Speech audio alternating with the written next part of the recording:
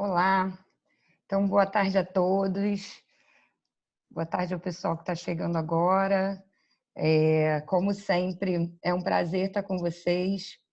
Para quem não me conhece, eu sou Marcele Carvalho, atual presidente da TC Rio, e é muito bom poder contar com a participação de tantos associados, né, juntos conosco nesse momento tão delicado e tão importante para a gente, né? Então, nossa intenção com os nossos encontros é justamente nós podermos estar juntos nesse momento de tantas demandas, né, de necessidades de adaptação, enfim.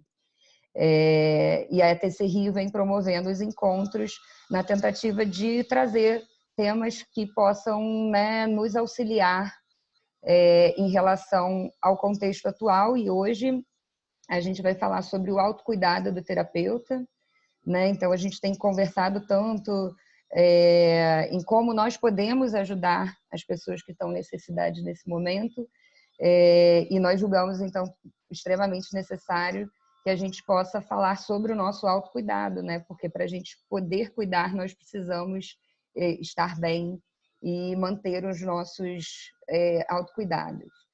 Então, antes de passar a palavra para os nossos convidados de hoje, gostaria de novamente dar as boas-vindas aí para o pessoal que está ainda entrando na nossa sala e agradecer sempre a parceria de todos vocês, sócios da TC, né? Colocar sempre a nossa diretoria aqui à disposição de todos vocês para trocas, qualquer necessidade aí de informação, enfim, o que a gente puder contribuir e o que a gente puder receber, né, ouvir um pouco das necessidades de vocês para a gente poder retribuir também os cuidados que forem necessários. A gente agradece a participação de todos vocês, tá certo? Então, para conduzirmos nosso encontro hoje, eu vou pedir a todos que permaneçam com os microfones no mudo, e sempre que vocês precisarem falar com os nossos convidados, vocês podem usar o recurso de levantar as mãos, que fica no canto, quando você acessa a aba de participantes, fica no canto direito abaixo da tela, né? Para quem está com o programa em inglês, chama Raise Hands. Então, quando vocês quiserem a palavra, é só levantar a mão e aí o Heitor e a Jessi vão abrir o microfone de vocês e passar a palavra para vocês. Tá certo? Então, agora quero agradecer a presença dos nossos convidados, Jéssica Antini e Heitor Hirata. É um prazer poder contar aqui com a sabedoria de vocês, com toda a experiência de vocês em relação à temática também. Já conversamos antes de iniciar aqui o nosso bate-papo, né, sobre como a gente está conseguindo ou não colocar em prática nosso autocuidado. Então, acho que agora vai ser essencial poder ouvi-los a respeito disso para a gente aprimorar, né, as nossas tentativas. Então, muito obrigada, Jéssica, muito obrigada, Heitor. Passo a palavra, então, a vocês para falar sobre esse tema de extrema importância para a gente. Já estamos aí ansiosos e atentos. Obrigada. Eu que agradeço a oportunidade de estar aqui falando com os associados da TC Rio sobre esse tema de extrema importância, né, que eu fiz uma reunião com a Jessie ontem, né, para a gente falar sobre aqui os nossos tópicos da live, a importância do autocuidado terapeuta diante de um contexto incerto. E acho que essa live ela é muito importante porque não só a gente vai trazer pontos teóricos, né, na verdade não é uma live teórica, é uma live que a gente até se colocou muito nela, né? A nossa dificuldade no autocuidado, ela entrou na confecção desses tópicos, né? Então, tem alguns pontos aqui que eu gostaria de repassar, né? Até para a gente fazer como se fosse uma agenda desse encontro, claro que nada muito rígido, flexível. Pontos gerais de discussão que depois vou abrir para a Jessie falar um pouco e também para todo mundo poder contribuir, né?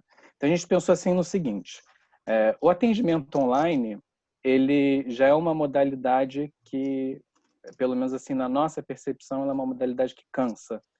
É claro que assim, isso há controvérsia, tem pessoas que acham que um atendimento presencial é mais cansativo, mas o atendimento online ele tem algumas particularidades que são mais cansativas. Então, por exemplo, uma das coisas que a gente falou é o fato da gente estar diante de uma tela o dia inteiro, por exemplo. Então, cansa, às vezes, os olhos, né? Cansa, principalmente para quem faz atendimento à noite, né? Deixa a gente, às vezes, mais agitado. A gente sabe, quem atende criança e adolescente, né? A gente vive repetindo isso para os pais, né, das crianças evitarem, até para os adultos mesmo, né, evitarem contato com aparelhos eletrônicos nessa parte da noite, por causa daquela questão toda da luz azul, da supressão da secreção de melatonina e do quanto que isso interfere no nosso sono.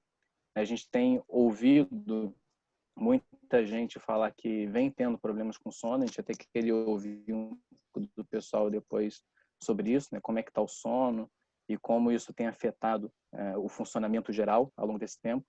Questão também do acúmulo, né, de afazeres em casa. Então, claro que assim, todos nós precisamos de algum modo, sempre precisamos lidar com os afazeres da casa, mas acho que agora está um momento especificamente mais conturbado nesse sentido, não só porque muita gente acabou, por necessidade, dispensando uma pessoa que ajuda, né, ou uma diarista, né, alguma coisa assim, mas também as tarefas domésticas elas estão mais cansativas. Então, tudo que a gente compra, tudo que a gente encomenda, a gente tem que desinfetar, a gente tem que passar álcool 70, a gente tem que limpar a roupa, quando a gente tem que tirar sapato, e tem que deixar o sapato lá isolado, e tem que botar roupa para lavar, e uma quantidade de roupa, às vezes, maior para lavar, coisas para dar conta. Então, essa rotina de quarentena é uma rotina cansativa, e aí acumulando com esse atendimento online, que muitas vezes ele é mais cansativo, isso gera um estresse adicional, né? Questão das preocupações também, eu sei que, acho que de repente vai ter um outro encontro para falar especificamente de preocupações, mas essas preocupações elas acabam afetando muito a nossa própria qualidade de vida, a nossa produtividade. Então, preocupações em ficar doente, preocupações com finanças, preocupações em perder pacientes, né? Até que ponto eu vou conseguir manter esses pacientes que eu estou atendendo hoje, né? Muitos já não quiseram fazer atendimento online. Então, quanto tempo eu ainda vou conseguir manter essa clientela aqui? E isso acaba afetando, claro, nossas preocupações, a nossa qualidade de vida de maneira geral. Separamos aqui um ponto também relativo aos atendimentos voluntários. Então, sobretudo, pessoas que estão em fase mais inicial da carreira, tem muita gente pegando atendimentos voluntários. E atendimentos voluntários que muitas vezes não são fáceis, são atendimentos que as pessoas vão lidar com estresse agudo, estando dentro da situação. Então, não só vou atender pessoas que estão em um intenso sofrimento psicológico, mas eu também estou nesse sofrimento, eu também estou passando pelas questões, né? Então, é diferente, por exemplo, de eu lidar com uma situação de desastre, que eu viajo para um lugar que teve uma enchente, por exemplo, mas eu não estou passando pela situação de enchente. Eu estou atendendo pessoas que estão passando pela situação de enchente. Nessa situação de pandemia, não. A gente está atendendo pessoas com estresse agudo, mas muitas vezes a gente também está com esse estresse agudo. E se o nosso autocuidado ele não está preservado, isso tende a ser uma situação que leva a gente a burnout. E aí, nesse sentido, também fazer uma sondagem com o pessoal se eles estão se organizando para fazer grupos de supervisão, grupos de apoio, né? Pode ser tanto um grupo de supervisão ou um grupo de apoio horizontal, que aí pessoas com mais ou menos ali o mesmo tempo de experiência clínica e acadêmica se reúnem para trocar suas experiências. Inclusive, os grupos de supervisão eles vêm sendo desenhados dentro desse cenário de pandemia como grupos de apoio também. Então, eu tenho grupos de supervisão, conduzo grupos de supervisão, e noto que boa parte desses encontros é dedicada para as pessoas falarem, né, de como elas estão se cuidando, de como está sendo para elas ser terapeuta nesse momento de pandemia. Aí, em seguida, separamos aqui para falar um pouco dos esquemas do terapeuta. Então, a gente selecionou, tem 4, mas a gente pensou mais em priorizar 2. O esquema de abandono, relacionado, né, ao medo de perder pacientes, e o esquema de autossacrifício. E aí até a gente puxou aqui uma setinha para falar sobre a flexibilidade de horários. E aí, o que é isso? Então, assim, quando a gente está no consultório, a gente tem uma agenda mais rígida. E quando alguém quer remarcar, a gente exige que a pessoa avise, né, com alguma antecedência. Caso não avise com antecedência, a gente cobre, né, todas aquelas regras que a gente já conhece. E o que a gente vem notando com essa situação de trabalho de casa, e os pacientes também em casa, é que às vezes eles demandam mais flexibilidade. Então, por exemplo, vamos supor que a gente marcou uma consulta às 2h. Aí o paciente se enrolou ali de alguma maneira, e 2h ele ainda está meio enrolado, então seria melhor para ele fazer a consulta às 3. Então ele, assim, em cima da hora, 1h55, ele te mandou uma mensagem falando: será que a gente pode fazer a consulta às 3? Só que às 3, às vezes, ou você já tem um paciente, ou você já queria estar descansando, ou você já queria estar fazendo outra coisa. E há uma tendência nossa, né? A gente sabe que nós terapeutas temos uma tendência a ter muito forte esse esquema de autossacrifício, é uma tendência nossa de ceder a essas demandas, né? A flexibilizar mais. E aí não tem problema flexibilizar desde que isso seja limitado. Mas caso haja uma flexibilização excessiva, isso pode comprometer a qualidade de vida do terapeuta e influenciar nessa questão do autocuidado. Pensamos em falar também sobre questões de saúde geral. Então, alimentação, sono, atividade física, lazer, né? Algumas pessoas, a Jess estava até comentando ontem que ela tem a possibilidade de usufruir, né, de um espaço interessante onde ela mora para fazer atividade física, mas não é todo mundo. Eu, por exemplo, não tenho essa possibilidade aqui. Então, mas ao mesmo tempo é importante mexer o corpo, é importante a gente se manter ativo de alguma forma. Então, como isso tá, né, para todo mundo. Questão do sono, que eu falei, então, não só por conta dessa questão da gente estar mais em contato com a tela, e isso muitas vezes deixar a gente mais agitado, mais alerta, mais desperto, mas como a gente está lidando com as próprias preocupações mesmo, né? Principalmente financeiras, de perder paciente, a alimentação também. Então, às vezes, se o nosso sono está desregulado, a gente, ou se a gente não estabelece uma rotina, é mais difícil da gente conseguir manter um padrão alimentar adequado também, e que é super importante nesse momento.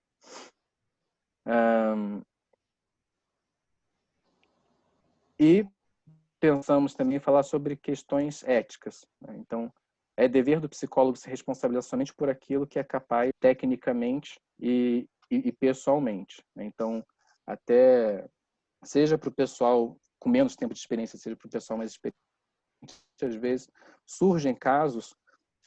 Então, por exemplo, está aumentando muito a demanda para lidar com violência doméstica, né? Não é todo mundo que tem bagagem, expertise relacionada a trabalhar com mulheres que estão passando por uma situação de violência doméstica. Só que, às vezes, até por uma ativação desse esquema de autossacrifício, às vezes o terapeuta ele se sente obrigado, impelido a dar conta daquelas demandas, seja no atendimento voluntário, no atendimento pago. E aí é uma questão de autocuidado também, a gente reconhecer os nossos limites e não assumir casos que a gente não está pronto para conduzir, né? E aí isso entra até como uma questão ética, né, que está lá no nosso código de ética do psicólogo. Então, avaliar essa questão técnica, né, eu tenho expertise, a bagagem para assumir esse tipo de caso, e a questão pessoal, né? Eu estou pronto, dentro de todo esse contexto de pandemia, desse contexto de incerteza, eu estou pessoalmente preparado ou preparada para atender esse caso? Essa, além de uma questão ética, é uma questão relacionada ao autocuidado também, né? Então, essa é mais ou menos a agenda, né, que a gente pensou, que eu apresentei aqui brevemente. Aí eu vou passar a palavra para a Jessie para ela começar tecendo algumas considerações. Boa tarde, pessoal. Obrigada por estarem aqui com a gente. Obrigada, TC, por ter convidado a gente para falar de um tema que eu gosto tanto também, né? Então, o Heitor já passou a agenda do nosso dia. Eu queria, antes da gente começar a entrar nos temas que, de uma forma muito relacionada ao nosso momento atual, vamos fazer um apanhado do que é ser psicoterapeuta, né? O que é ser um psicólogo clínico. a nossa profissão tem algumas especificidades, né? Principalmente essa coisa da gente estar sempre cuidando do outro, né? A gente depende de uma boa relação com essa outra pessoa, a gente entra em contato com muita coisa da vida dela, coisas que às vezes ela nem acessava e a gente acessa junto com ela, né? A gente é treinado em empatia, então a gente sente muito junto com os nossos pacientes também, né? A gente trabalha empatia, escutativa, a gente tem um raciocínio todo desenvolvido para identificar as distorções cognitivas que essa pessoa está fazendo, que tipo de estratégias a gente pode usar tanto para poder trabalhar a flexibilidade cognitiva, quanto para mudar padrões de comportamento. Então, a gente é ali super focado no outro, né? Uma outra característica é que, na nossa prática, né, dependendo da especialidade de cada um, mas vira e mexe, a gente vai acabar entrando em contato com pacientes traumatizados também. Então, a gente não escuta só histórias fáceis. E nem histórias fáceis da gente se identificar, porque a gente também tem aqueles pacientes desafiadores, padrões que são difíceis, né, da gente digerir. Mas, enfim, o ponto todo é que a gente absorve muita coisa, a gente escuta muita coisa, né? E apesar de todo o nosso treinamento, nós também somos pessoas, né? Nós temos as nossas histórias, temos as nossas memórias, e muitas vezes, durante o trabalho com o paciente, as nossas questões podem ser ativadas ao ouvir a história dele, né? Então, assim, por mais que a gente treine, nós não deixamos de ser vulneráveis àquilo que a gente escuta, né? E dependendo de como a gente lida com isso, a gente pode lidar melhor com esse tipo de conteúdo, né? A gente pode processar isso numa boa, se diferenciar disso tudo que a gente está escutando, né? Cuidar da gente nesse sentido também, porque tem a questão da psicoterapia, tem a questão da supervisão, tem a questão de continuar se capacitando, né? Mas tem algumas pessoas também não têm acesso a tudo isso, né? Ou não se dão conta, muitas vezes, de que estão sofrendo com esse impacto, né? Bom, a gente já sabe também que muitos de nós tivemos histórias difíceis, passamos por períodos difíceis, às vezes uma infância mais complicada, nós temos os nossos traumas também, né? Então, quando tem alguns estudos, eu até posso colocar a fonte para vocês, né? É de um artigo de 2008, que aponta que quando a gente compara os terapeutas, né, os psicólogos, com outros profissionais, a gente tem mais histórias de perda precoce, né? É da nossa profissão, né? Ou, além de perda precoce, comportamentos parentais inadequados, ou uma indisponibilidade emocional dentro de casa, criticismo, respostas não empáticas de outras pessoas. Então, assim, não é incomum que nós, talvez muito, o Marco Aurélio que fala isso, né? Que para a gente querer ser psicólogo, a gente tem que ser um pouquinho complicado. E geralmente são pessoas que passam por algum tipo de situação adversa. Então, nós somos sensíveis. É esse o ponto que eu estou querendo colocar, né? Geralmente, nós somos pessoas sensíveis, né? Enfim. Então, assim, qual é o ponto? Que, nós temos as nossas histórias, a gente acumula, né? A gente ouve um monte de coisa, pode ser que a gente acumule coisa, as nossas histórias, as nossas memórias, os nossos pensamentos, nossas crenças são ativados ali durante a sessão, só que a gente não pode falar sobre elas naquele momento. A gente precisa fazer outra coisa com as nossas questões naquele momento, né? E isso pode acabar comprometendo o próprio atendimento, dependendo de como a gente faz, né? Um outro ponto que vale a pena a gente entrar, né, é que o atendimento presencial, a gente tem esse contato com o paciente cara a cara, a gente vê melhor as reações deles, ou pelo menos a linguagem corporal como um todo. No atendimento online, o que eu tenho visto é que eu consigo ver muito bem a expressão facial do meu paciente, mas eu não consigo ler a expressão corporal, né? E alguns pacientes, pelo menos dentro, eu até quero trocar isso com o Heitor, né? E com vocês também, caso alguém queira falar, é só levantar a mãozinha. Eu tenho visto alguns pacientes que estão conseguindo se expressar muito mais, né? Agora, tem outros que estão muito inibidos, porque tem aquela questão de não terem privacidade dentro de casa, né? Ou de não quererem trazer à tona emoções difíceis, porque depois vão ficar sozinhos, né? E ficam com medo de se desregular.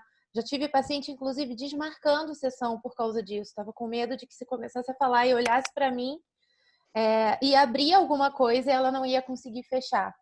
E não queria me sacrificar, né? Porque óbvio que eu não ia deixar ela sozinha depois, mas o fato é que ela ia ficar sozinha dentro da casa dela, né?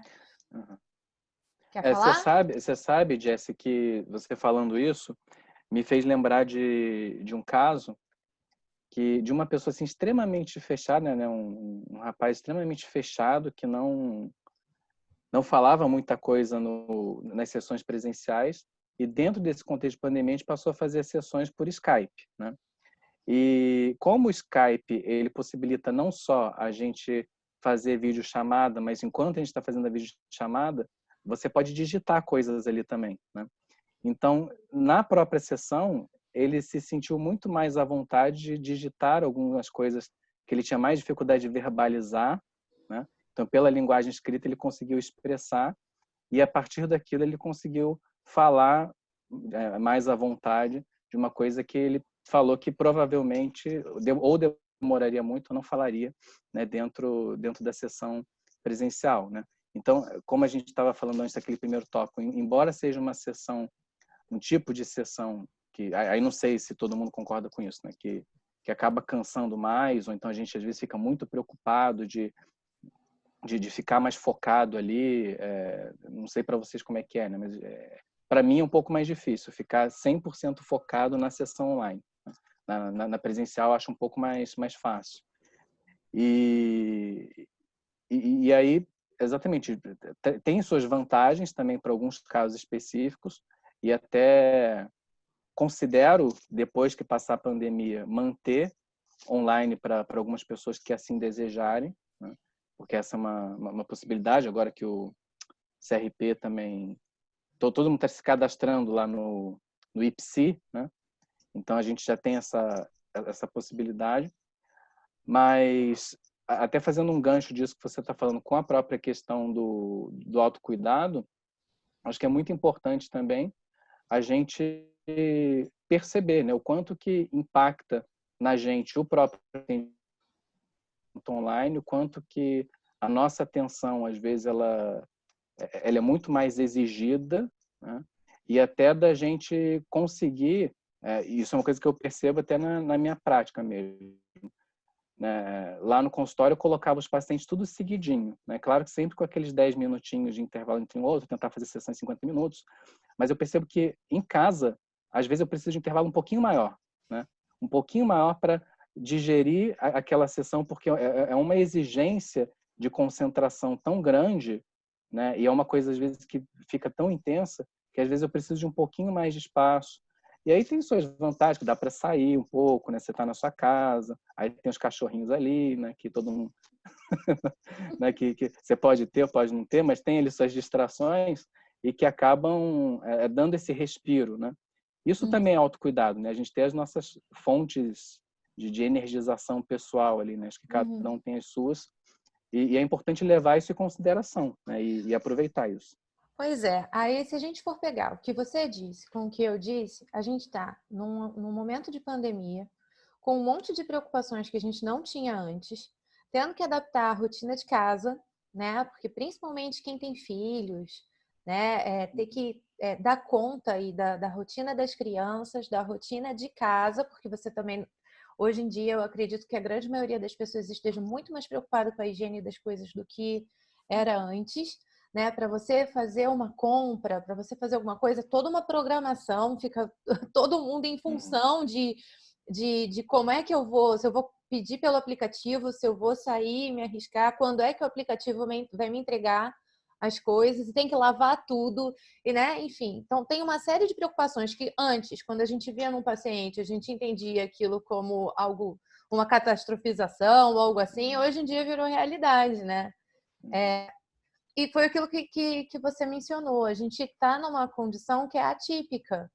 É diferente de você trabalhar com uma pessoa que passou por um desastre. Estamos todos, né, passando pela mesma coisa. E a coisa vai apertando, vai chegando a um ponto em que todos vão recebendo notícias, né, de conhecidos ou conhecidos de conhecidos, né, e, enfim. Então, tá todo mundo suscetível. Se antes, né, se a gente não olhar para a gente mesmo, pela própria característica da nossa profissão, é muito fácil a gente absorver as coisas e usar isso de uma forma indevida, tanto na nossa atuação profissional quanto na nossa vida, né, da gente não lidar com tudo que a gente ouve, né? Imagina agora em que as coisas estão realmente agravadas e a gente está tendo que se adaptar a uma modalidade de atendimento que é completamente nova para um monte de nós, para vários dos nossos colegas, né? Ou pelo menos com essa frequência que a gente está tendo que fazer. Às vezes você fazia um ou outro atendimento online, mas daí você passar toda a tua agenda para atendimento online é uma adaptação também. E a gente sabe que a adaptação gera estresse, né? Então, a gente está aí num momento delicado para nós também, né? Outro ponto é que a gente estava falando dessa questão do autocuidado pensando na nossa vida, né? Em como a gente gerencia a nossa vida. Mas também tem a ver com como a gente conduz os nossos atendimentos, porque para a gente cair na questão da contratransferência também é muito fácil, né? Então, esse é um ponto difícil, porque a gente não fica só fazendo conceituação e aplicando técnica, a gente se coloca ali também, né? A gente vê, inclusive, que muitos pacientes respondem por causa da relação terapêutica, né? Às vezes já tentaram com outros psicólogos, foram psicólogos competentes, tinham ali todo um racional bacana, mas por uma questão de conexão, a coisa vai melhor ou pior, né? Então, a gente sabe que a gente lida com isso, né? E dependendo de como você trabalha, né? Se você está habituado a fazer supervisão, se você está habituado a fazer a sua própria terapia, pode ser que você não se dê conta, né? Se você não tem esse olhar, pode ser que você não se dê conta de que a contratransferência pode estar ali, né? Às vezes a gente se percebe mais cansado sempre na sessão daquele mesmo paciente. Ou é sempre com aquela pessoa que a gente fica com sono, ou irritado, ou já fica com aquela coisa de ai, caramba, tem fulano de tal hoje. Né? Todas essas coisas, elas indicam algo. E a gente... vocês estão cansados, muitos de vocês estão cansados de saber, né? Que isso chama a nossa atenção. É justamente por a gente sentir algo que vale a pena a gente olhar para isso e tentar identificar o que está acontecendo com a gente, né? Então, aí volta para aquilo que a gente estava trabalhando, né, Heitor? Uhum. Sim, pode completar. Dos nossos esquemas. Uhum. A gente está sob uma pressão danada. Todas as preocupações que os nossos pacientes têm, nós também temos, em algum grau. Não significa que a gente esteja num sofrimento extremo, mas eu aposto com vocês, né? Quem aqui não tem medo de repente contrair o vírus? Ou de que alguém amado contraia o vírus? Ou de isso acabar levando o país a uma crise econômica muito maior do que a gente está e a gente perca os nossos pacientes e fique sem dinheiro e não consegue pagar a conta daqui a pouco, né? Enfim, claro que isso é um pensamento muito, né? Assim, a gente vai ampliando, mas eles estão preocupados e nós também estamos, né? Sim. E aí a gente... Diga. Não, fala. Pode completar.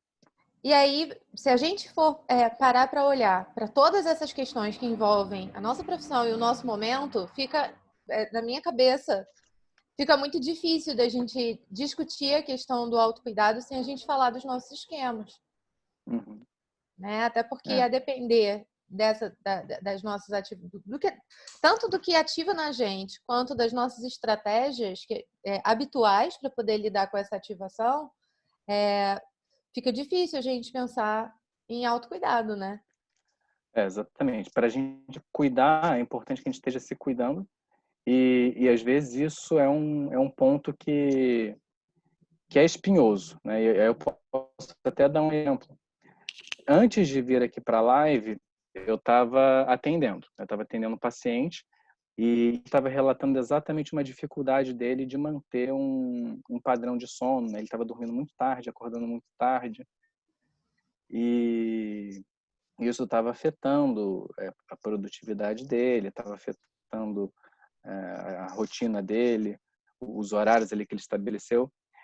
E, por acaso, isso é uma coisa que está acontecendo comigo também, né? O meu sono também está desregulado, eu também estou indo dormir tarde e nem sempre posso acordar tarde, às vezes tem que acordar cedo por conta de algum compromisso, alguma supervisão, algum atendimento, e isso me deixa com sono, né? No meio da tarde. No meio da tarde é pior ainda, né? Esse horário, 2, 3 horas, é o horário... Hoje, agora eu não estou com sono não, mas é o horário que costuma me dar um sono se eu não durmo direito. E isso é uma coisa importante, né? Da gente notar, se perceber. Na terapia de aceitação e compromisso, a gente usa muito o conceito da mente contadora de histórias, né? Que é aquela mente que está dentro da gente, né? Algo contido dentro da gente, que fica contando histórias baseadas muito no nosso desenvolvimento, né? Nas nossas vulnerabilidades. Então, por exemplo, eu já me peguei falando de higiene do sono, de rotina do sono com o paciente, e a minha mente contadora de histórias falou: você é um hipócrita, porque você não está dormindo, né? Você não está, sei lá, você não está conseguindo manter ali seu sono em dia, né? Isso está afetando, e você está falando disso ali com outra pessoa. Isso é importante da gente notar na gente, porque, na verdade, a mente contadora de histórias, embora ela seja uma grande desagradável, ela às vezes pode dar indícios interessantes sobre coisas que são importantes para a gente. Então, realmente, não é sempre que eu devo levar muito em consideração a minha mente contadora de histórias, mas às vezes ela tem razão, né? Às vezes, realmente, poderia estar melhor, né, o meu sono.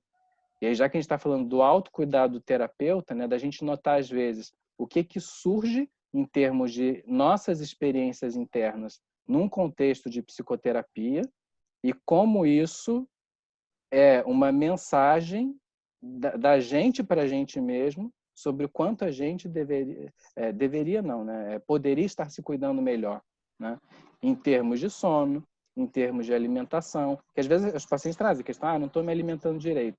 Tá.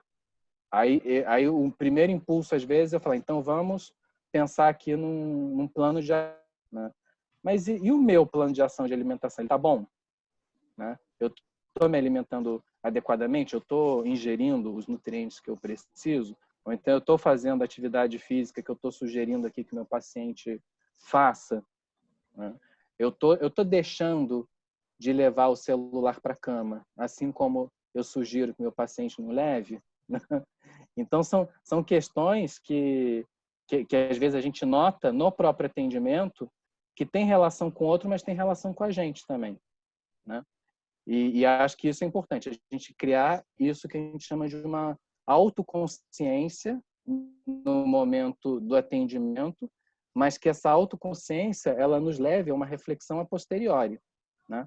De eu conseguir pensar aquilo que foi ativado em mim naquele atendimento diz respeito ao meu autocuidado, né? E o que eu posso, né, como já que o terapeuta que eu quero ser é um terapeuta que se cuida e consequentemente consegue cuidar dos outros, como é que eu posso me aproximar desse terapeuta que eu quero ser a partir disso que eu notei nas sessões que eu conduzi? Isso, aliás, que você está falando é uma coisa que eu tenho reparado em relação aos terapeutas mais experientes, né? Os terapeutas mais experientes, eles se usam muito mais como sinalizadores para si mesmos e para o próprio atendimento. Isso eu tenho observado, eu acho isso incrível, sabe? Como com o passar do tempo a gente vai ficando mais sensível e validante em relação às coisas que aparecem para a gente durante as sessões. Não que a gente não precisa fazer nada com aquilo naquele momento, mas ignorar que aquilo veio é complicado, né? Porque pode fazer com que você não olhe para si e afete tua qualidade de vida de uma forma geral, como pode acabar virando uma questão de contratransferência, né? Imagina que se você não olhasse para a tua questão, toda vez que viesse esse paciente, você já ficasse, ai não, não conseguiu olhar para o sono dele de novo, né? Lá vou eu ter que falar sobre a higiene do sono de novo, né? Criar aquela aversãozinha a falar sobre o assunto, não porque seja um assunto chato, mas porque ele é chato para você, né? Nesse momento é uma coisa que está difícil para você. Então, a gente precisa olhar para as nossas questões, não só para a gente melhorar a nossa qualidade de vida, mas também para a gente conseguir lidar com aquele paciente que está ali da melhor maneira possível, né? Sem deixar as nossas questões interferirem, né? De forma negativa, né? Enfim. E até passando para um tópico que acho que é muito importante também, até para daqui a pouco a gente abrir um espaço para a pessoa falar, a pessoa pode levantar a mão, né, a qualquer momento. O pessoal não está levantando muita mão, né? Não estou vendo aqui. Alguém levantou já? Não. Não, tá. Tá todo mundo caladinho. Todo mundo caladinho hoje. Sobre a questão dos atendimentos voluntários. Não sei quanto que as pessoas aqui presentes estão fazendo atendimentos voluntários, né? O CFP até orienta a gente de não colocar atendimento gratuito, né? E sim acolhimento voluntário, né? Algo mais nesse sentido, que envolve exatamente a gente lidar com o estresse agudo das pessoas estando dentro da situação, né? E o que eu venho notando? A Suzana falou aqui, já vou ler a pergunta dela. Mas o que eu venho notando é que muitas pessoas inexperientes, exatamente por não ter uma clientela ainda muito grande, acabam aceitando mais fazer esses atendimentos voluntários, e isso acaba sendo uma fonte de estresse muito grande para essas pessoas que muitas vezes não têm uma supervisão, né? Não fazem uma terapia, né? E isso sobrecarrega muito, né, esses profissionais mais inexperientes. Então, até eu tenho orientado algumas pessoas mais próximas, inexperientes, a se notar também o quanto que eu dou conta, né, dessas demandas que surgem.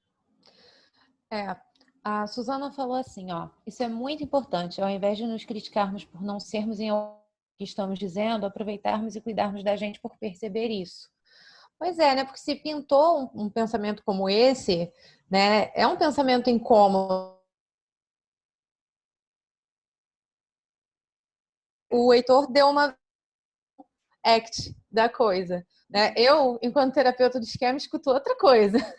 Mas é tudo a mesma coisa. De que junto com esse desconforto, com essa emoção, vem uma necessidade emocional desatendida, né? E que a gente, uma vez que consegue olhar para essa emoção e identificar o que está faltando ali, a gente consegue fazer alguma coisa por nós, né? Se a gente decide ignorar, né, deixar passar, suprimir, ou seja lá o que for, sem antes entender o que aquele pensamento estava dizendo, a gente perde muita coisa sobre nós, né? A gente se torna evitativo em relação a nós mesmos. Isso, para a nossa profissão, não é nada legal, né? Mas, enfim, Heitor, pegando o gancho aí da questão dos atendimentos voluntários, vamos cruzar isso com os esquemas do terapeuta. O Robert Leir, naquele livro dele de Superando a Resistência em Terapia Cognitiva, ele fala muito sobre isso. E ele levanta 4 esquemas que são muito comuns nos terapeutas cognitivos. São os padrões inflexíveis, que a gente falou naquele nosso primeiro encontro, né? A gente falou bastante sobre isso, que essa coisa de eu tenho o quê, eu preciso dar conta, aquela pessoa, né, tem que ser o melhor de mim o tempo todo, né? Se não for desse jeito, então é ruim, então não presta, né? A questão do abandono, que é aquele medo de perder o paciente, do paciente não gostar de você, não conseguir e você, né, enfim, ficar ali sozinho, né? A questão do autossacrifício, que tem tudo a ver com essa ideia dos atendimentos voluntários. Então, quem estiver fazendo atendimento voluntário, eu não estou querendo dizer que todos os voluntários fazem autossacrifício, não é isso. Mas vale a pena a gente fazer uma análise interna e entender o que motiva você a fazer esse tipo de serviço. Porque pode ser um valor, né? Você pode estar sendo motivado por um valor muito importante, que deve ser ouvido, levado a sério, porque isso vai ser muito bom para você enquanto pessoa, como pode estar sendo motivado por um esquema, né? Então, dependendo de como você está se orientando para poder fazer o que você faz, pode ser algo muito bom ou te colocar num círculo vicioso. Essa questão do autossacrifício é ainda mais evidente, né? E isso vai acabar gerando uma estafa, até pela característica desses pacientes que a gente, né, que as pessoas para atender voluntariamente. Geralmente são profissionais de saúde ou pessoas que estão em quadro de sofrimento agudo por causa da pandemia. Enfim, agora, de fato, não sei vocês, mas o que eu tenho visto é, assim, você passa ali pelo feed das redes sociais, o que a gente vê é uma chuva de pessoas oferecendo atendimento voluntário, né? Bom, o outro esquema é a necessidade de aprovação, né? Da gente se sentir assim validado, querido, pode acabar caindo numa coisa de arrogo, dependendo de como você trata a tua relação terapêutica, né? Antigamente a gente via muito isso do terapeuta enquanto o sujeito suposto saber, o paciente como alguém que precisa aprender com o terapeuta, mas numa relação colaborativa, a gente não espera esse tipo de... Enfim, cada um tem seus esquemas, mas a gente espera que a pessoa não trabalhe com isso ativado o tempo todo, né? Agora, uma coisa que a gente estava discutindo ontem, né, Heitor, é que tem um outro esqueminha que está sendo ativado, que é o de vulnerabilidade a danos e doenças. Sim. Né? Então, assim... Exatamente. E isso pode, assim, dependendo de como isso está ativado na gente nesse momento, isso pode afetar nossos atendimentos. Achei muito interessante, né? Ontem eu falei para você que eu tinha uma paciente que é nossa e que ela é assim, tipo um exemplo de autocuidado, o que ela faz com ela mesma. Mas ela é uma pessoa que está sofrendo por conta dessa pandemia. E esse esquema dela ficou tão ativado que ela sabe que está beirando o toque. Se eu tenho um esquema desse, eu vou perceber que ela está beirando um toque? Se eu também tenho o mesmo esquema? Ou eu vou validar todos esses comportamentos dela dizendo que ela está certíssima? Afinal de contas, a gente não sabe onde que esse treco invisível está e que você pode se contaminar sim. Então, lave 10 vezes a mesma hortaliça, né? Enfim, né? Fica muito complicado. Então, a gente tem que tomar cuidado, porque é muito difícil. A gente lidar com contra a transferência já é um desafio da nossa profissão, né? Lidar com isso em épocas de pandemia, meu Deus do céu, está sendo assim uma experiência muito muito forte, né? E nós temos recursos para lidar com isso. Isso que a gente está fazendo aqui é uma coisa bacana, né? Porque a gente está falando sobre. Eu estou vendo aqui alguns de vocês balançando assim a cabecinha, né? O Antônio manifestou ali a mãozinha. Enfim, parece que vocês estão se identificando, parece que vocês também estão vendo uma coisa parecida com essa, ou às vezes coisas ainda mais, mais intensas do que os nossos relatos. Mas, enfim, isso é importante, porque a gente se sentir identificado, a gente saber que a gente está passando pela mesma coisa, que a gente está junto, gente, isso faz muita diferença.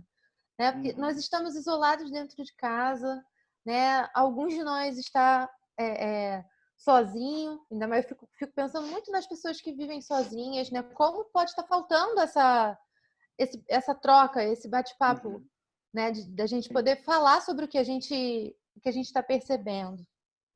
Né? A Suzana está falando... Esse recurso é maravilhoso, dá um senso de união, né? Realmente dá, né? E eu tenho visto em todas as lives, né? Passei a fazer lives, né? Eu também. Que muita gente passou a fazer lives, né? E o pessoal entra, assim, o pessoal participa e é uma forma, né, da gente socializar, da gente sair desse isolamento, né, para quem vive sozinho, né, principalmente, que é o meu caso. A gente fica realmente muito vulnerável, né, em alguns momentos. Isso é fundamental. A Suzana falou mais uma coisa aqui, que tenho me sentido mais próximo de profissionais que admiro, escutar e trocar ideias. Sim, né? Esses espaços, eles são mesmo fundamentais. Acho que é uma ótima ferramenta assim, para a gente. Agora, falando um pouco, se você falou dos esquemas, né, realmente, para além da gente pontuar, né, esses esquemas, acho que envolve exatamente a questão da gente criar uma consciência desses esquemas como um todo, né? Não só dentro do contexto de terapia, mas da gente como pessoa em outras situações, né? Até na semana passada eu estava fazendo uma live sobre terapia do esquema contextual, que inclusive você estava lá, né? E nessa, não exatamente uma abordagem, né, mas é um movimento integrativo entre terapia do esquema e terapias contextuais, sobretudo ACT, FAP, terapia focada na compaixão. E lá se bate muito nessa tecla da consciência, de usar os processos de consciência dos processos internos para você detectar esquemas e modos esquemáticos, né? Uhum. E já que a gente está falando de autocuidado do terapeuta, envolve também, por exemplo, claro, para quem tem o hábito, né, de fazer uma prática contemplativa, de se manter fazendo isso, né? Para quem tem o hábito de fazer outras práticas, que não exatamente uma meditação ou uma prática de mindfulness, né, fazer o máximo possível para procurar entrar em contato, para procurar identificar esses esquemas acontecendo, né, nesse momento, exatamente para que eles interfiram menos no tratamento com o teu paciente, mas que eles interfiram menos também na tua qualidade de vida, né, no teu autocuidado. Então, por exemplo, se eu tenho um esquema de autossacrifício muito grande e eu me vejo ali impelido a sair atendendo um monte de gente voluntariamente, né, antes de eu entrar numa agenda lotada e ficar sem dormir e começar a apresentar sintomas de ansiedade e depressão, eu ter consciência, olha, o meu esquema de autossacrifício aqui se manifestando, estou notando o impulso de sair aceitando um monte de pacientes, de compromissos, né? Mas eu sei que esse impulso é uma expressão aqui do meu esquema de autossacrifício. Isso é um recurso muito valioso. Isso se faz na terapia, mas às vezes se faz também num grupo de supervisão, essa identificação. Uhum. Né? Então, Uhum. daí também a necessidade, a importância, né, da gente se manter, né, nesses grupos de orientação, de supervisão, de discussão. Né? Pode ser grupos horizontais, tem muita gente que faz grupos horizontais, também são ótimos para isso. Pois é, porque a gente não pode ignorar que a questão financeira é uma questão real, né? A maioria das pessoas diminuiu a agenda, né? Alguns porque os pacientes realmente não aderiram, outros porque a rotina de casa, né? A gente acaba sendo demandado de outras formas e não dá para conciliar tudo, então tem que acabar fazendo escolhas, e às vezes o que sofre é o trabalho, mas existe essa questão financeira. A própria questão de ser cauteloso com o seu dinheiro, porque lá na frente você não sabe como é que vai ser. Todas as preocupações que os pacientes trazem se aplicam a nós, né? Então, esses grupos horizontais, eles podem ser uma saída bacana. Estou falando aqui para todos, se por um acaso alguém tinha essa prática de participar de grupos de supervisão e teve que abrir mão porque ficou com medo de manter esse investimento, nossa, se juntem, né? Abram espaço para poder discutir, principalmente esses casos que mobilizam demais emocionalmente, né? Eu fico imaginando, nossa, essa galera deve estar ouvindo aquelas histórias mais difíceis que vêm do hospital, né? Coisas que nem a Globo mostra. Então, é muito importante a gente conseguir criar essa rede de apoio, né? Isso faz super necessário, não só em relação a poder absorver a demanda emocional de vocês, mas também ajudar a pensar no paciente de uma forma ter outras pessoas para poder discutir o caso, né? E provavelmente a gente vai ver casos muito difíceis, coisas que a gente ainda não viu antes, né? Então, enfim. Sim. Aí só para... Acho que o tópico de saúde geral a gente acabou perpassando, né, ao longo da nossa conversa aqui. Então, já falamos da questão do sono, do lazer, dos dispositivos eletrônicos, desse trabalho do dia a dia com esses cuidados necessários, preservação da nossa saúde. E aí ficou aqui como um ponto final, mais para a discussão, as questões éticas, né? Então, o nosso dever de se responsabilizar somente por aquilo que a gente é capaz tecnicamente e pessoalmente, e que acho que isso conversa muito com a própria questão dos esquemas, né? Cristiane. Ela falou assim: os esquemas de autossacrifício e busca de reconhecimento estão muito relacionados também ao de privação emocional e e o autocuidado depende da validação dessas necessidades emocionais, de ser uma pessoa digna de se cuidar, merecedora de cuidado e afeto e não mais fraca por isso ou menos competente. Por isso, contar com o apoio de pares e outras atitudes de equilíbrio emocional. Nossa, Cris, sensacional, perfeito, perfeito, né? Porque esses esquemas, né, de autossacrifício, padrões inflexíveis, inovação, eles, padrões inflexíveis era do 5º domínio, agora já não são mais 5 domínios, né? São 4, mas era do 5º domínio. Os outros 2, autossacrifício e busca por tem a ver com ai, nossa, tá me fugindo o nome do domínio. O 5º domínio é em relação à expressão, né, das emoções, inibição. E o 4º é em relação à atitude para consigo e com o outro, como se o outro fosse mais importante do que você, né? Direcionamento para o outro. Isso, direcionamento para o outro. E o que a Cris falou é que é verdade, geralmente tem um outro esquema ali mais primário, né, de primeiro domínio ou segundo domínio ali, fica ali de fundo e que muitas vezes a gente não percebe. Daí a importância da psicoterapia. Heitor, antes da gente entrar na questão da ética, eu queria pontuar a questão do tripé que a gente falou, né? Pensa em autocuidado, vê muitas abordagens, a ideia do tripé psicanalítico, né? Da gente ter ali nossa capacitação na educação continuada, né? Da gente ter a supervisão de caso e da gente ter a nossa própria terapia. Né? Na TCC, isso não é uma regra, mas isso é extremamente recomendável. E num momento como esse, em que gente, eu fico preocupada, né? Assim, tá vendo na minha cabeça, eu fico preocupada que não sei se são os meus esquemas falando, então vocês, por favor, me sinalizem se for, porque eu não estou livre disso também, né? Mas eu fico preocupada porque tem determinados quadros, né, psiquiátricos que eles vêm se instalando aos pouquinhos. A gente não percebe que a gente está mudando a nossa forma de funcionar até a coisa ficar muito ruim, como a depressão, por exemplo, né? Como um burnout, por exemplo. Né? Então, nós estamos numa situação de vulnerabilidade para esse tipo de problema. Se a gente não olhar para a gente, em algum momento a gente pode acumular, a gente pode começar a mudar, começa pelo sono. Aí você passa o dia inteiro trabalhando cansado. E aí chega de noite e não consegue dormir de novo. Né? Aí daqui a pouco você já não está mais cuidando muito da tua alimentação. Não pode fazer o exercício físico que você gostava. Aí fica desmotivado para fazer aquele que seria uma adaptação. Daqui a pouco já não está mais procurando os amigos para poder conversar, porque aquele encontro presencial não acontece mais. É um esforço fazer o que a gente está fazendo aqui. Aí você vai combinando esses fatores, o risco para uma depressão é muito grande, né? Então,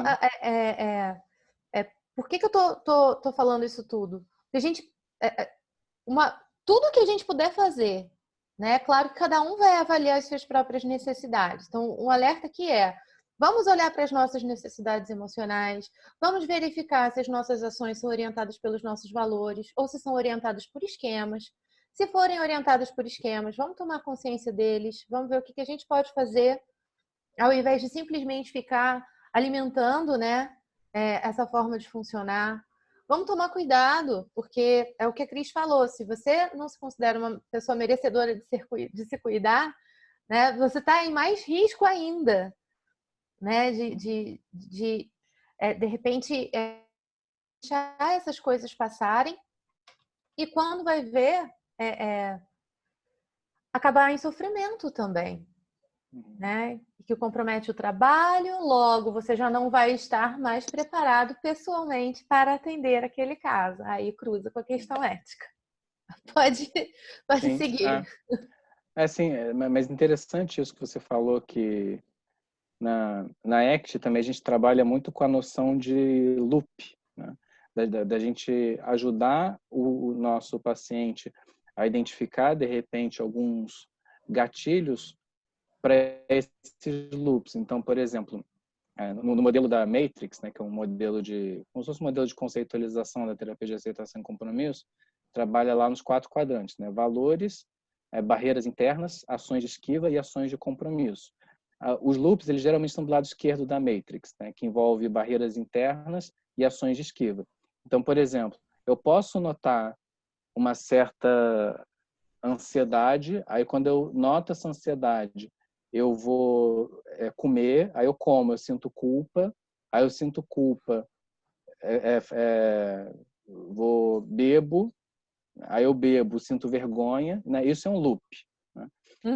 E acho que nesse momento que a gente está mais isolado, né, que a gente está mais em contato com as nossas barreiras, acaba sendo um momento muito fértil para a gente entrar em certos loops, né? Então, acho que essa ideia também da gente é uma ideia de autocuidado, a gente notar, a gente perceber nossas barreiras internas, mas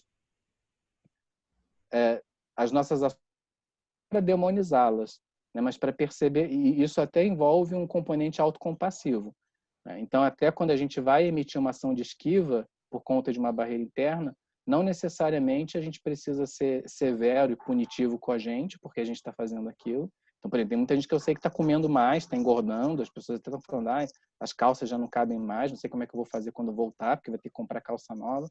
E isso às vezes pode ser uma forma da pessoa ali ser mais severa, né, ser mais autocriticista, né, e menos autocompassivo. Então, isso também é uma coisa que precisa ficar clara.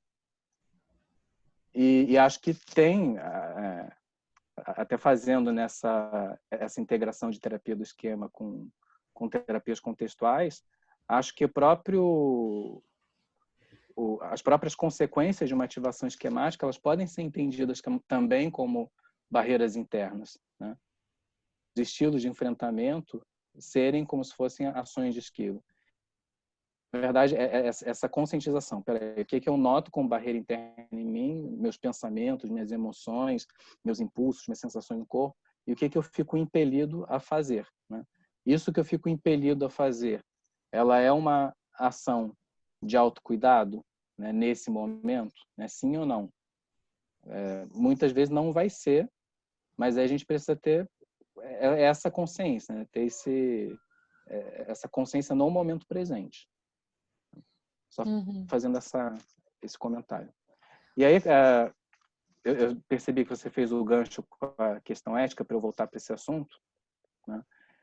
Que é dever nosso a gente se responsabilizar só por aquilo que a gente é capaz, tecnicamente, pessoalmente. Isso tem muito a ver com o que a gente estava falando dos atendimentos voluntários, né? Acho que o pessoal mais experiente tem muito mais consciência de o que eu posso aceitar, do que eu não posso aceitar, do que eu não quero aceitar, né? Acho que todos nós também, quando a gente estava começando, a gente precisava atender casos que a gente nem tinha muita expertise, mas a gente pegava, né, como um desafio, a gente queria aprender, nessa essa sede por aprendizado. E realmente, nesse momento, a gente acaba não só entrando mais em contato com questões profundas dos pacientes que a gente já atende, então os nossos atendimentos, eles podem sim ficar mais intensos durante esse período, mas quando a gente se propõe às vezes a pegar outros casos, né, novos, né, primeiro de tudo, acho que ter essa consciência. Eu quero começar um atendimento online, um paciente novo, né? Porque tem gente que só atende pacientes online que já atende presencialmente, né? Outra coisa é você já começar um paciente online, né? Então, primeiro a gente saber se a gente quer fazer isso, se a gente quer começar alguém nessa modalidade. Segundo, né, a gente ter essa noção, essa conscientização de que esse caso novo, como ele é um caso desconhecido, pode ser alguma coisa muito pesada e que eu vou precisar, né, principalmente se eu estou percebendo para mim nesse momento, né? Até o autocuidado, de certa forma, ele entra muito na própria questão ética, por dois motivos. Quando a gente assume um caso se sente capaz tecnicamente, isso é muito angustiante. Então, por exemplo, eu não sou muito, não atendo casos de autismo, por exemplo, né? Mas como eu tenho alguma, vamos dizer assim, entre aspas, né, fama, por ser terapeuta de infância e adolescência também, né? Vira e mexe aparece para mim, caso de alguém liga para mim, você atende autismo, não sei o que, não sei o que lá. Se eu aceitasse, eu acho que eu ficaria extremamente ansioso, né, por atender uma demanda que eu não... A gente tem que escolher, a gente tem que fazer escolhas. A gente tem que saber o que a gente vai estudar, o que a gente vai se direcionar, o que a gente vai se especializar, né? E aí, quando a gente atende alguma coisa que está muito fora ali do nosso espectro, isso é ansiogênico. E às vezes até fazendo uma cultura com outro ponto.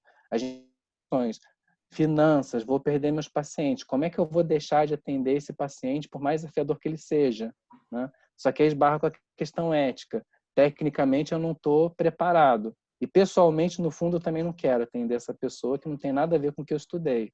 Só que eu estou preocupado com as finanças. Aí eu entro, né, num dilema ético muito grande e que isso pode me desgastar, isso pode fazer com que eu fique mais preocupado, mais ansioso, me cuide menos, né?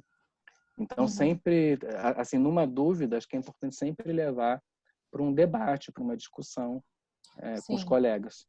Ainda mais esses casos voluntários, né? Sim, exatamente. Porque dependendo de como é feita essa tomada de feita baseada nesse, né, no calor aí do sob influência de um esquema, né, ou nessa coisa do looping que você falou, a gente não sustenta a longo prazo. Então, uma das coisas que a gente que pode ser importante a gente se perguntar é, ok, por quanto tempo eu vou ficar contente atendendo esse caso nessas condições? Né? E o que eu posso, como é que eu posso colocar isso para essa pessoa para ser transparente, né? Porque do contrário, em algum momento isso começa a incomodar e obviamente isso afeta a relação terapêutica, né? Vai acabar caindo em alguma questão e não é nem do paciente, é nossa que não parou para olhar, aceitou aquele caso por outros motivos. Então, assim, tem toda uma responsabilidade envolvida quando a gente assume um novo caso, né? Ainda mais num momento como esse, em que podem vir muitas coisas com muito sofrimento, né, para a pessoa. E se uma coisa que eu acho que é importante mencionar é que não sei se todos estavam acostumados a atender online, eu não estava. Então, eu tive que me familiarizar com as resoluções, né, com tudo isso. E é obrigatório um contrato escrito e assinado por ambas as partes, né? Eu não sei até que ponto todos estão praticando isso, estão cientes disso, mas esse contrato, dessa maneira, que pode ser mais rigorosa do que a maioria usa num consultório, né, nos atendimentos, é muito importante para proteger a gente também desse tipo de coisa. Né? Se está atendendo voluntário, está atendendo num valor abaixo do que você praticava antes, né? Se você está considerando que tem essa preocupação financeira, mas você também está vendo como fazer a coisa ficar sustentável para você, não cair num dilema, pode ser justamente colocando alguma coisa nesse contrato sobre reavaliação de continuidade da terapia, ou de mudança de valores, ou mudança de, né? Enfim, de acordo com aquilo que você está disposto a de fato fazer a longo prazo, né? E se é um atendimento voluntário, ele tem data para acabar, né? Se tem, qual é a data? Porque isso faz toda a diferença para o próprio paciente aproveitar o tempo que ele tem com você. Ele vai se programar de uma outra forma, né? Então, isso tudo é importante. E menos esse contrato virou regra, ele precisa ser assinado por ambas as partes. Inclusive, é bem burocrático o processo que é solicitado, porque eles pedem para enviar por correios, né? É isso mesmo. Estou vendo a cara da Cristiane, arregalou um olho. Né? Por correios ou fazer um recurso de assinatura digital, mas uma assinatura reconhecida mesmo, digitalmente. Enfim. Já tem até alguns aplicativos saindo para poder facilitar esse tipo de processo, porque não é só com a nossa profissão que isso está sendo exigido. Mas eu acho isso importante colocar, porque o contrato pode ser um grandíssimo aliado, né? Para a gente não, para a gente achar um meio termo, não sair fazendo as coisas automaticamente de acordo com as nossas questões internas, mas enfim, fazer de uma forma que você consiga funcionar a longo prazo com as condições que você está criando para você nesse momento. Porque é um momento atípico, uma hora isso vai acabar, né? A gente não sabe como é que vai ser o mundo depois disso, né? Como é que vai ser essa saída, né? Em quanto tempo a gente vai voltar para o consultório sem preocupação, né? Quantos pacientes vão querer ir para o presencial, né? Fora os pacientes urgentes, que hoje em dia não estão tendo condições da gente ficar atendendo em consultório ou na casa da pessoa, né? Então tem isso também. A Fernanda está falando alguma coisa aqui. Fernanda Coutinho. Pessoal, desculpa, acho que eu inventei, porque acabei de me dar conta que não li isso em lugar nenhum, que seria 1 hora de live. Marquei paciente, preciso sair. Foi ótimo.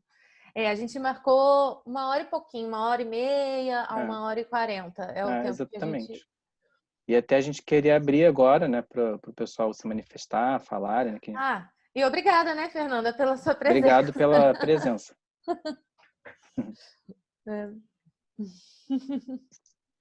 Então, gente, agora a gente queria conversar com vocês, porque dicas de autocuidado a gente encontra em vários lugares, né? Por exemplo, a gente viu que tem o problema de estar o dia inteiro de cara, né, ali, face a face com uma tela. Algumas pessoas têm dor de cabeça, outras têm tontura, outras perdem o sono. O que a gente pode fazer em relação a isso? E esse cansaço de ter aquela atenção sustentada ali na frente do computador durante horas, o que a gente pode fazer em relação a isso? O atendimento voluntário, para quem ele é bacana, para quem ele não é. A própria condução da rotina, né? Quem funciona com rotina estruturada, quem prefere ter ali uma variação, porque não tem regra, cada um vai saber o que é melhor para si. Então, assim, a gente queria ouvir um pouco de vocês, ver o que vocês estão fazendo, o que está funcionando. Aí pode até abrir o áudio, né? Em vez de digitar, quem quiser falar. Ah, sim, levanta a mãozinha que a gente abre o áudio aqui. Acho que fica melhor. Todo mundo sabe levantar a mão? Ou então, vocês mesmos têm o poder de ativar o microfone. Vocês podem ter essa liberdade também. É só a gente conseguir ter um timing bom para não ficar confuso. Ninguém quer falar? Então eu vou falar. Eu estava falando com o Heitor e com a Marcele que eu estou tendo uma experiência muito bacana, porque eu estou conseguindo seguir uma rotina de autocuidado muito melhor do que eu seguia antes. Eu identifiquei que eu fico muito cansada diante da tela. Antes eu tinha uma agenda que às vezes eu tinha 7 pacientes, um atrás do outro, às vezes 2 dias seguidos nisso. Aí no outro eu já tinha outras atividades com o pessoal lá da ação cognitiva, e daqui a pouco já vinha outro dia cheio. E eu não conseguia muito regular isso. Em casa eu estou conseguindo. Eu tirei o dia que eu tinha de folga e diluí os meus atendimentos. Então eu atendo 2, paro, atendo mais 2. Eu não tenho mais de 4 ou 5 atendimentos por dia, mas eu falei com o Heitor que eu estou numa condição que eu acordo agradecendo por eu morar onde eu moro, longe pra caramba aí de vocês, aqui no Recreio, que aqui ainda está tranquilo. Aonde eu moro tem condomínios de casa que eu consigo caminhar. Então, antes, essa era uma atividade... Antes eu ia fazer meu vôlei na praia, né? Não dá mais para fazer. E caminhar não era uma coisa que eu conseguia colocar na rotina. Hoje eu consigo, todo santo dia eu saio para caminhar o caminho de 4 a 6 quilômetros por dia. Né? Isso é muito importante para mim. Eu percebi isso. E eu só estou aceitando os casos que eu quero aceitar. Eu felizmente não estou nem tão preocupada com os valores, né?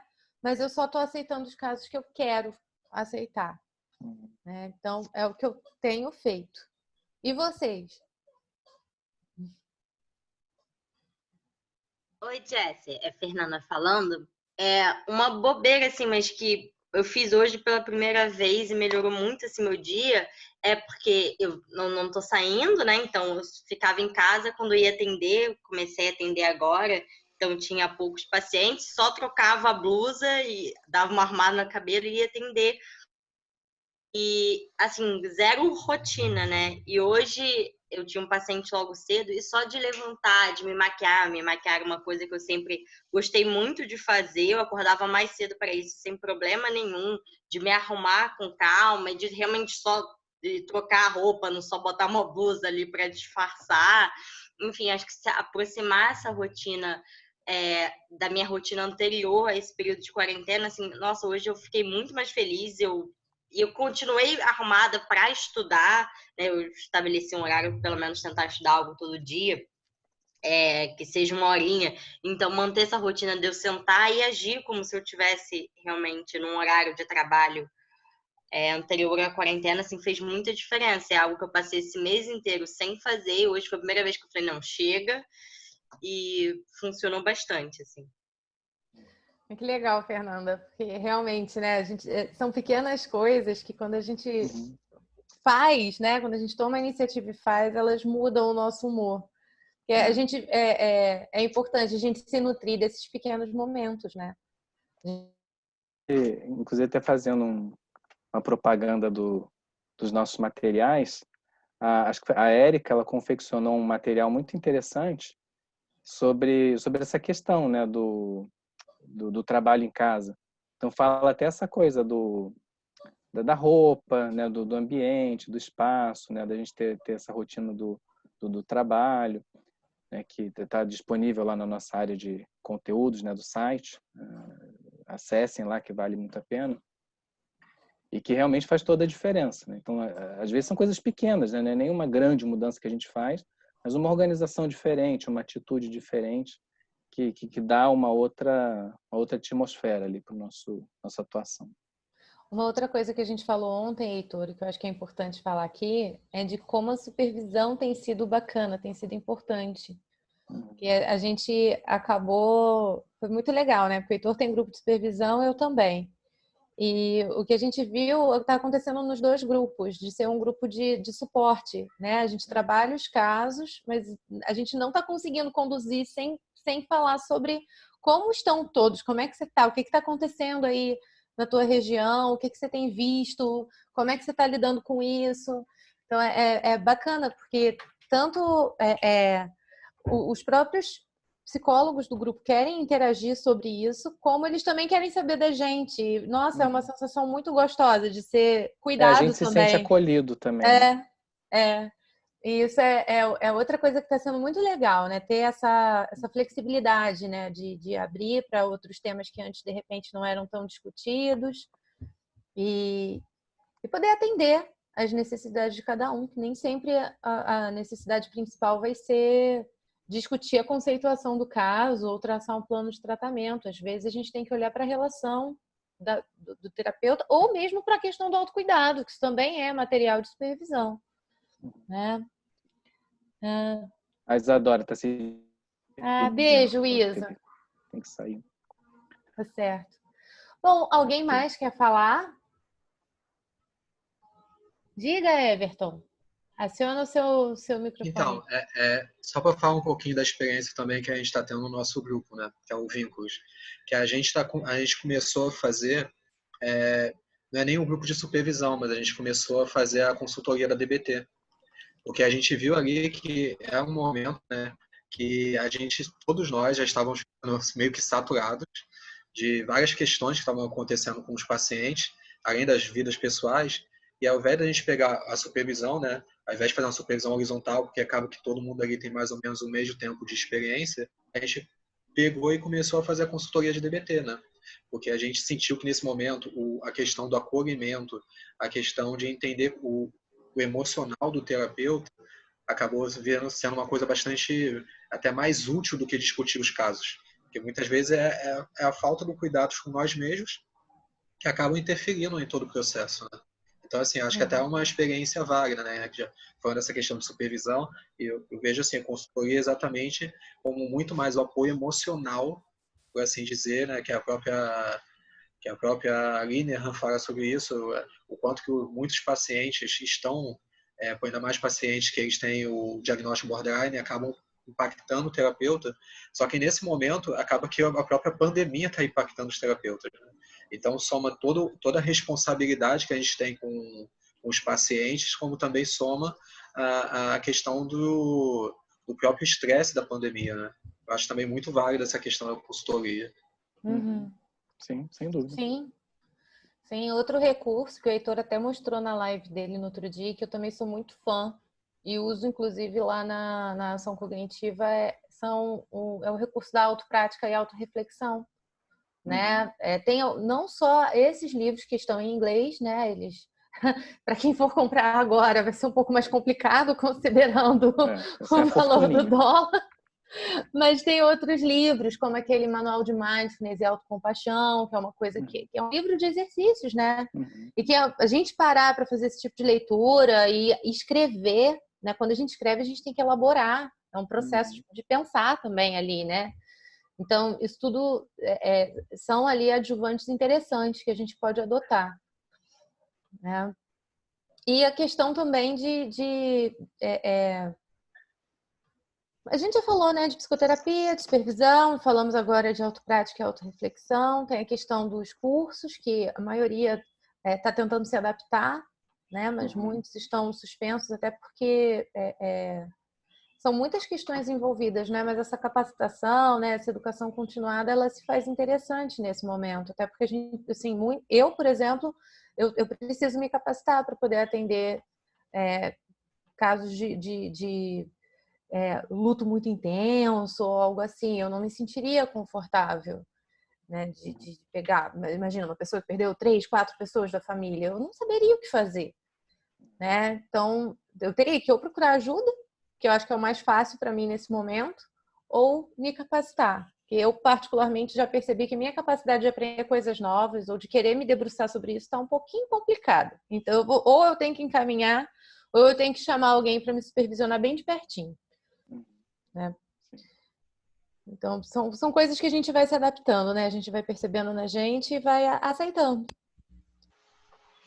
Bom, Heitor, acho que... Ninguém mais tem considerações, comentários? Posso Luiz! falar? Sim! Estava aqui quietinho porque eu estou multitask, mas estava prestando atenção em vocês. E me identifiquei muito quando vocês falaram do padrão, do esquema de padrões inflexíveis, né? Pessoalmente me identifiquei, mas me surpreendi com a minha capacidade nessa pandemia, né? Nesse momento de isolamento social, de diminuir o ritmo e de fazer as pazes com o meu perfeccionismo, né? Pegar a parte boa do meu perfeccionismo para me ajudar a me organizar, etc.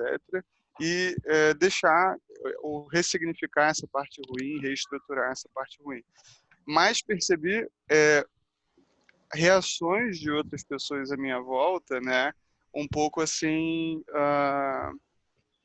avessas a essa diminuição do ritmo, porque eu estou percebendo que muitas pessoas estão reagindo à pandemia, produzindo ainda mais, se envolvendo em ainda mais atividades, e aí quando as pessoas vêm para mim e falam, pega isso aqui, faz isso aqui, e eu falo, não vai dar, né, porque eu tenho outras prioridades, eu tenho pessoas com as quais me preocupar, e preciso cuidar de mim também, né, está sendo um pouco difícil das pessoas aceitarem, porque parece que algumas estão tentando manter um ritmo assim normal. E confesso que no começo eu tentei manter esse ritmo normal e não foi muito saudável para mim. Então, às vezes, um dos obstáculos que eu tenho enfrentado é justamente com terceiros. Quando eu me posiciono e falo, olha, eu preciso desse tempo para cuidar de mim, né? Não vou conseguir fazer isso agora, ou não vou conseguir flexibilizar para te atender, infelizmente, em horário X, Y ou Z, né? E como que existem obstáculos no caminho para a gente fazer esse autocuidado, né? É um desafio. E, ouvindo vocês hoje, eu tive muitas ideias. Realmente, muito do que a gente ouve é exatamente isso, né? De uma demanda por produtividade. Até bastante gente está falando sobre a gente pegar um pouco mais leve, a gente ser mais autocompassivo. Interessante o teu relato quando você fala já tinha conhecimento, acho que em algum momento você já falou sobre essa questão de ser perfeccionista. E é um bom momento, né, para a gente notar isso e fazer as pazes. Não tem momento melhor para fazer pazes com nossas questões do que esse momento agora, né? Então, acho que a gente fica muito contente de ajudar, né, nesse sentido. E de você conseguir ser assertivo também, né? Uhum, sim, claro. Não é só saber falar, é ter essa, né, a coragem mesmo de falar. Isso é bem importante. Fala, Suzana. Não, eu ia comentar que eu adorei esse encontro, acho super importante que a gente possa trocar ideias. E o que eu reparei nessa quarentena também, eu moro sozinha, então essa necessidade, eu tenho muita necessidade de troca. O consultório em si, para mim, sempre foi um local que eu gosto da troca, mas sempre me senti muito sozinha, de qualquer forma, né? Nesse 1 para 1. E aí eu gosto de ter secretária, eu gosto de ter movimento, participar de outras atividades, dando aula, por conta da interação. Então eu senti que com as lives, com esse retorno, né, que a gente tem de ouvir pessoas que a gente gosta, pessoas em geral, outras pessoas fora da área que discutem assuntos interessantes, foi um ganho muito grande que para mim trouxe um autocuidado de escolher, né, tipo de discurso que eu gosto, de me identificar, de entender o que eu penso sobre tudo isso, como é que eu me posiciono diante de tudo isso. Acho que no fundo acaba sendo um momento de autocuidado, de autodescoberta, né? E também não podia deixar de falar das lives de música, que eu acho que essa foi um ganho para todos, né? De uma união, de poder assistir junto com as amigas, de poder fazer essa troca. Então, acho que nesse sentido, o mundo é muito criativo, o brasileiro é muito criativo, né? E a gente vai dando um jeito, isso foi dando um acolhimento. Nesse sentido, eu me senti muito diferente no meu cotidiano, né? Era só esse comentário de autocuidado. A gente tem que se conectar com o que a gente gosta, né? A gente não pode, num momento como esse, se a gente não olhar para o que a gente gosta, é pedir para adoecer. Exatamente. Bom, tem gente falando aqui. A Ana Cristina falou, nossa, ela falou a questão do luto. Questão do luto. É muito forte e diferente na atualidade. Os familiares e amigos nem podem fazer um velório. Não tem abraço, é tudo virtual. Eu mesmo perdi um tio na semana passada. Caramba, Ana, sinto muito. É realmente, assim, é muito difícil o que a gente está passando. Obrigada por ter vindo. Eu não sei nem o que te dizer. Essa questão do luto realmente pra gente. A gente sabe, né, que o processo do velório, né, da despedida, ele é um passo, né, importante para essa elaboração. E realmente é um ritual, né? É um ritual de passagem, exatamente. E quando isso é tirado, né, negado para a gente de certa maneira, isso tem um impacto psicológico muito forte, né? Então, realmente, as pessoas que estão perdendo entes queridos, elas estão sendo impossibilitadas por uma questão de saúde, né? Então, essa é outra demanda que, de repente, ou a gente pode passar, como a Ana está passando, ou os nossos pacientes podem passar. E exatamente essa capacitação em luto, né, que você falou, está sendo mais do que necessária agora. Diga, Cris. Eu queria agradecer a vocês e falar que dentro, até me unindo ao que a Suzana falou, né, dentro das possibilidades de autocuidado, que toda essa loucura que aconteceu na nossa vida nos proporcionou, né, porque de alguma forma a gente teve que diminuir ritmo, teve que estar mais em casa e tal, e aí também abriu essa possibilidade da gente se reunir com pessoas que a gente não consegue se reunir muitas vezes, ou que a gente não consegue ver, e isso faz muito parte do autocuidado, eu acho, né? A gente ter um coletivo de pares com quem a gente possa trocar um pouco mais e que a gente sabe normalmente, né? Aqui no Rio em especial, assim, como que a gente se cruza pouco, como que a gente se encontra pouco e que, curiosamente, no momento em que a gente menos pode se ver, menos pode se encontrar, é quando a gente tem esse privilégio e para mim isso é autocuidado. Eu hoje dei uma mudança nessa agenda diferente, né, flexível de consultório online para justamente poder estar aqui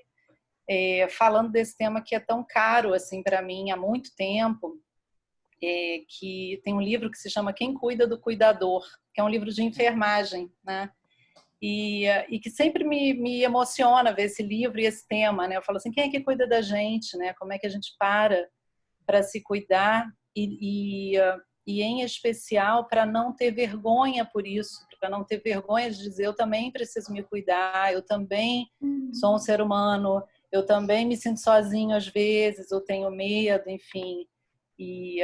Então a ideia era essa, agradecer assim a vocês por estarem disponíveis aqui. É bom trocar, é bom ouvir, é bom dividir até as nossas experiências de perda, né? Eu acho que a gente está já passando um momento em que todo mundo de alguma forma tem alguém próximo que a gente perdeu ou conhece alguém. Então, quando a gente pode compartilhar isso, acho que dá um conforto, né? Dói um pouquinho menos, né? É isso. Obrigada, gente. A gente que agradece a sua presença, sua disponibilidade também, né? Uma honra você poder estar aqui, ter feito esse arranjo na sua agenda. Sempre bom te ouvir também. Então, obrigada. Pessoal, algo mais? Alguém mais quer falar alguma coisa? Não? Não? Eu quero. Sim. Quero agradecer muito a você, Jéssica, você, Heitor, as contribuições de todos, né? É muito bacana a gente poder ter esse espaço para trocar, para aprender, né? Eu também tenho me sentido, né, apesar de estarmos à frente desse projeto como a TC, mas também tenho me sentido bastante acolhida, né, na fala de todos, enfim. Então, muito obrigada, Heitor e Jéssica, por compartilhar, né, o conhecimento, a experiência de vocês, por falar da importância da gente, né, dessa possibilidade da gente acolher as nossas vulnerabilidades, de chamar atenção para a nossa responsabilidade ética também nesse momento, mas também da importância da gente entrar em contato com nós mesmos, né? E da gente gentilmente poder tentar colocar em prática o nosso autocuidado, né? E também dessa possibilidade da gente pedir ajuda se necessário, da gente buscar esse acolhimento, né? E de ter essa certeza que a gente encontra, né? Isso é muito bom. Então, muito obrigada a vocês. Quero agradecer a presença também de todos os nossos associados, agradecer a participação de vocês, a parceria de sempre. A gente espera poder sempre contar com vocês. Quero mais uma vez deixar o canal de comunicação da TC Rio aberto, né? Nós vamos programar nos nossos próximos encontros, então se vocês querendo sugerir temas, pensando nas necessidades de cada um, nós queremos saber o que vocês precisam e vai ser um prazer providenciar a ajuda, né, e a troca necessária. A gente está no nosso tempo, precisamos caminhar para o encerramento, infelizmente. Não sei se tem uma sugestão aí, luto, tema para encontro. Ótimo, Suelen está falando sobre luto, né, como tema para um próximo encontro. Anotado. Obrigada. Não sei se Jéssica e Heitor querem dar as últimas palavras para a gente, então, encerrar. Eu só quero agradecer a todo mundo, né, a vocês, você também, por ter estimulado a gente estar aqui. Foi muito legal, adorei ter conversado com vocês. Fico muito feliz quando vocês conversam comigo. Eu não estou mais acostumada a só falar, então eu fico até um pouco angustiada. Mas é isso, gente. Muito obrigada.